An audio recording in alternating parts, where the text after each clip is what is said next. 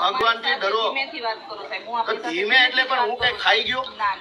તમે અમની ઉપર ખોટા આરોપ મૂકો. વ્યક્તિ મારી યાર એવી રીતના વાત કરે, આપ મારી સાથે વાત કરો છો, હું શાંતિથી જ વાત કરું છું. બેન તમે છેડતીનો આરોપ કેવી રીતે લગાવ્યો ના ઉપર? આપે ભાઈ મારી સાથે શાંતિથી જ વાત કરો. મને બેન જો છો હાલો પગે લાગુ. લ્યો એવી કોઈ વાત લ્યો નથી. છેડતીનો આરોપ કેવી રીતે કર્યો? એવી વાત ન કેવી રીતે છેડતી કરી હમણે? એવી રીતના ઇન્સલ્ટ નહીં કેવી રીતે છેડતી કરી હમણે?